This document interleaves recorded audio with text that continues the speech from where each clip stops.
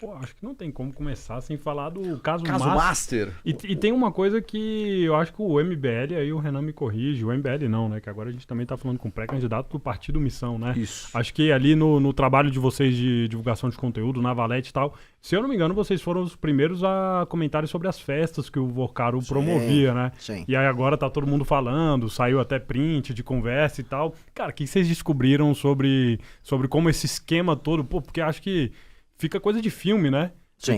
Você tinha ali a operação em Brasília para poder se aproximar dos políticos, ao mesmo tempo essa história que é muito antiga de se utilizar de festas para poder... Enfim, o que vocês descobriram desse lance todo?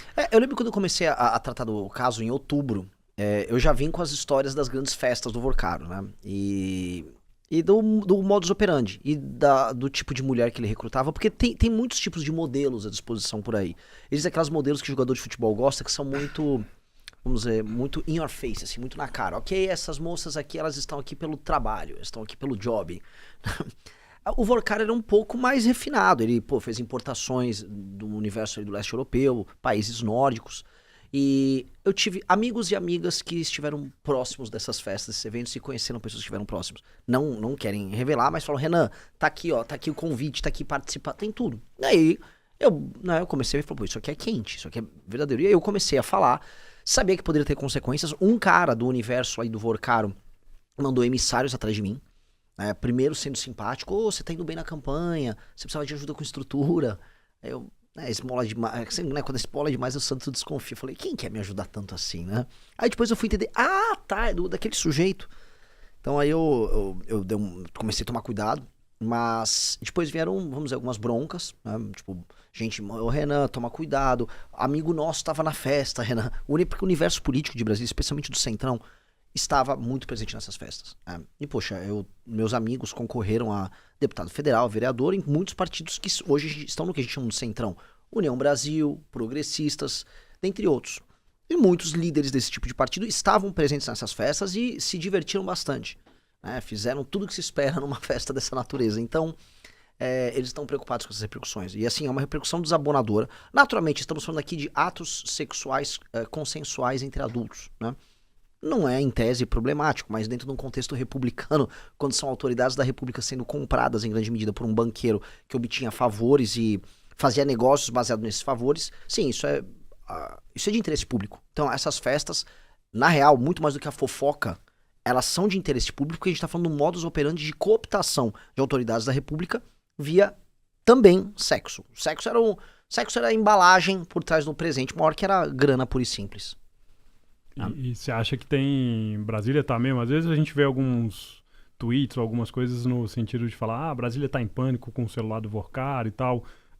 Acho que com certeza essas festas deviam todo mundo deixar o celular, ninguém entrava e tal, devia tomar. Mas você acha que ele pode ter elaborado algo mais para poder ter esses políticos na mão em relação a isso? Assim, você acha que teve uma engenharia também pensada sobre isso? Teve. Assim, quando eu soube, assim, eu posso falar com certa tranquilidade, porque uma jornalista da Folha já revelou, inclusive, o nome de como eles se referiam às festas em Trancoso, que era o Cine Trancoso, né? E o Cine Trancoso não é porque ninguém assistia um Netflix lá em Trancoso, né? Eles alugavam casa, depois tinha a própria casa do Daniel Vorcaro, mas essas festas aconteceram mais de uma vez. E nas festas em geral, não só lá como festas aconteciam, tem até um prédio na Faria Lima comercial que eles usaram para fazer festas. Essas festas, eles deixavam o celular na porta. Mas o cine se refere a outro tipo de filmagem, que aparentemente, né, e tudo leva a crer, as filmagens tocadas pela própria turma do Vorcaro. E ali ele, né, poderia, vamos dizer, ter meios de ação para poder trabalhar o convencimento dos amigos dele, caso eles deixem de ser amigos dele, né, em bom português. Então, a gente soube, assim, eu soube isso do segundo semestre do ano passado.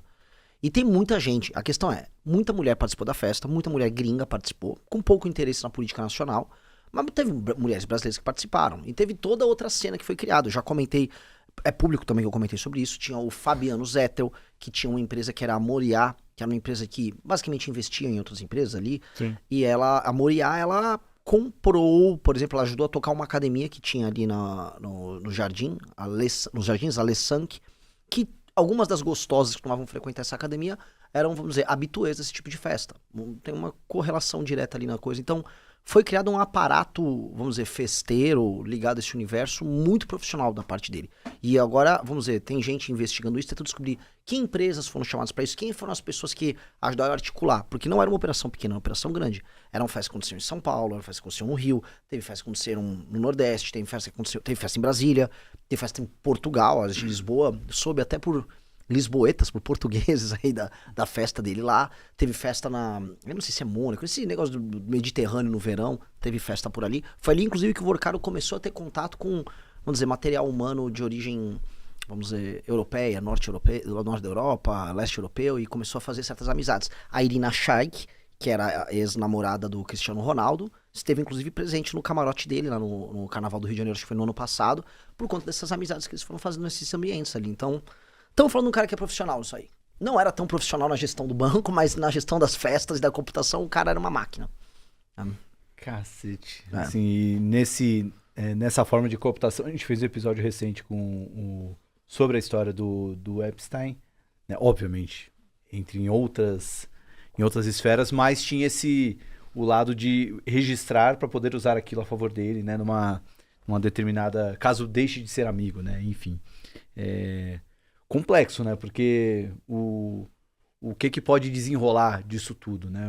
Quais são as consequências? Porque é algo que, embora não tenha um impacto político direto, né? Mas certamente você mexe com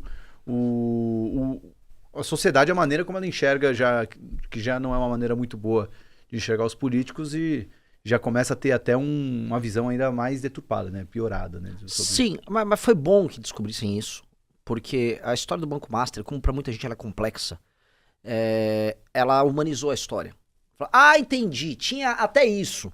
Aí as pessoas começam a tratar o tema de maneira mais simplificada, porque o escândalo do Banco Master na opinião pública, a real ele ainda não pegou. A opinião pública ainda não abraçou o problema do Banco Master. E tem uma série de problemas. O principal problema do Banco Master é o fato dele ser um escândalo ecumênico. E o que é um escândalo ecumênico? Tem centrão? Tem. Tem membros do STF? Tem.